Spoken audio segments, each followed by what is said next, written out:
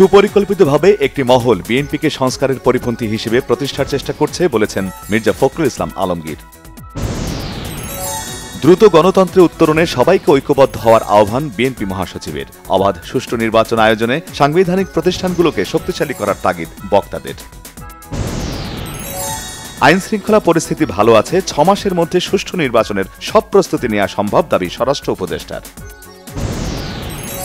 সীমান্তে ভারতীয় সীমান্তরক্ষী বাহিনী বিএসএফ আন্তর্জাতিক আইন লঙ্ঘন করে গ্রেনেড মারে, বোমার বিস্ফোরণ ঘটায় অভিযোগ নাহিদ ইসলামের।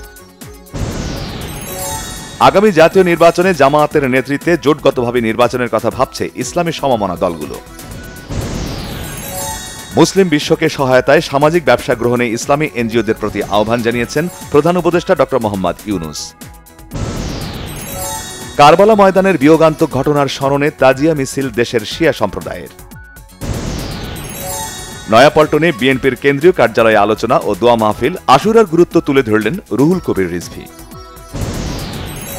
ঢাকা মহানগরী দক্ষিণের উদ্যোগে পবিত্র আশুরা উপলক্ষে পুরানা পল্টনে আলোচনা সভা ও দোয়া মাহফিলের আয়োজন করে জামায়াতে ইসলামী। এনবিআর কর্মকর্তাদের আন্দোলনের জেরে বিদায়ী অর্থবছরে $4 বিলিয়ন পণ্য রপ্তানি কমেছে দাবি ব্যবসায়ীদের। ব্রাহ্মণবাড়িয়ার সরাইলে নিখোঁজের একদিন পর মসজিদের দ্বিতীয় তলা থেকে 5ম শ্রেণীর এক শিক্ষার্থীর মরদেহ উদ্ধার। চট্টগ্রামের রাউজানে মোটরসাইকেলে করে যাওয়ার সময় যুবদলের কর্মী সেলিমকে গুলি করে হত্যা করেছে দুর্বৃত্তরা। গাজায় যুদ্ধবিরতি এবং জিম্মি মুক্তি চুক্তির সর্বশেষ প্রস্তাব নিয়ে হামাসের সাথে আলোচনায় আজ কাতারে একটি প্রতিনিধি দল পাঠাচ্ছে ইসরায়েল। যুক্তরাষ্ট্রে ইলন মাস্কের নতুন দল আমেরিকা পার্টির আত্মপ্রকাশ, ট্রাম্পের বিগ বিউটিফুল বিলের তীব্র সমালোচনা। টেক্সাসে আকস্মিক বন্যায় মৃতের সংখ্যা বেড়ে অর্ধশত ছাড়িয়েছে, এর মধ্যে 15 জনই শিশু। রাত 1:30টায় দেশে ফিরছে এশিয়ান কাপ নিশ্চিত করা নারী ফুটবল দল। রাত 2:30টায় হাতিরঝিলে বাফুফের সংবর্ধনা। মেসির চোখ ধাঁধানো 2 গোল, মন্ট্রিলকে উড়িয়ে মেজর লিগ সকারের টানা 3য় জয় ইন্টার মায়ামির।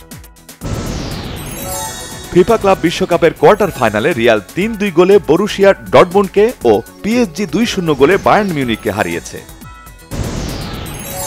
মুক্তির 29 দিনের মাথায় দেশের মাল্টিপ্লেক্সগুলোতে উৎসবের টিকিট বিক্রি ছাড়িয়ে গেছে 5 কোটি টাকা। সিতারে জামিন পার চলচ্চিত্রটির ব্যবসা সাফল্যের জন্য বক্স অফিস কা বাপ উপাধিতে ভূষিত করা হয়েছে অভিনেতা নির্মাতা আমির খানকে।